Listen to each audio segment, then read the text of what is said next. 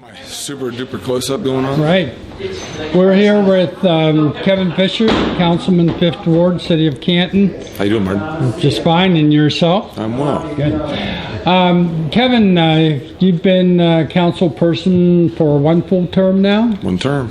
And I'd like you to reflect, if you would, for members of your particular ward, citizens, and also for Cantonians at large, what you see going back over the last 2 years as being things that have occurred with Canton City Council that you are appreciative of being a part of. Well, I think that we've taken kind of a turn over the last couple of years and maybe being a little more, I don't know if I want to use the word activist, but maybe a little more aggressive of a legislative body, particularly if you think of the foreclosure ordinance that was passed, which is now, as of today, we've collected over $800,000 in foreclosure bonds since we began enforcing it.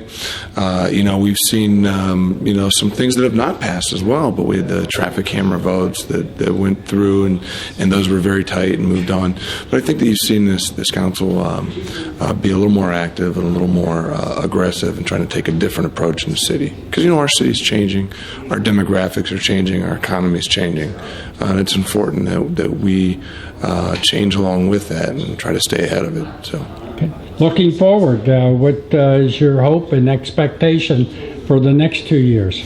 I'd like to see a continue movement in that direction where we try to stay ahead of the changes in the economy and not always be so reactive. I'd like to see more of a move towards long-term job creation and obviously living wage jobs. My ideology, my belief that it's not just enough that we create just any jobs, that we create prevailing wage, living wage jobs, union jobs in the construction business and in others, so that Canton is a place that we have families that are earning a good income, and we become a place that everybody would want to live, not just where they happen to live.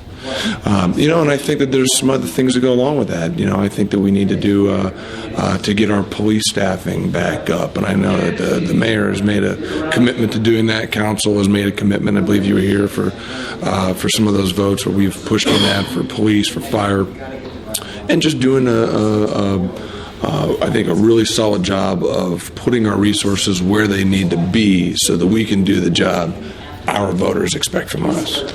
One final question. Mm-hmm. I know there's no vote, but there's a consensus that was just announced at the conclusion of the meeting that was just held that Frank Morris is going to be the new majority leader. What's your expectation of Frank Morris as majority leader? Well, I think that what I spoke about before, that there's I think maybe a appetite for a little more of a new direction in council to reflect the changing city, and I think that Frank is perhaps a reflection of that. You've been to many of his ward meetings, as I have, although he did get the idea from me because I held the first one.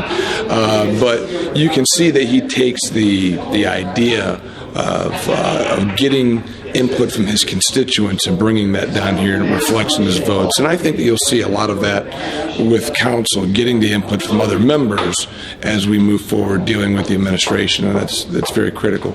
Also with Chris Smith as our assistant majority leader. Thanks she's for done the same picking thing. up on that. So, absolutely. So. Okay. So you have very high expectations for Chris Smith as the assistant majority leader. Absolutely. Chris has done the very similar thing. She's very active talking with her constituents and does town halls in her ward and getting a sense of what her constituents want. And I think that when you have that attitude among the leadership of getting a consensus among the members to bring that into dealings with the administration, with other elected officials, business leaders, labor, and so forth, that it's going to be certainly a plus in helping bring council maybe a little more divided and a little more focused on moving the city forward.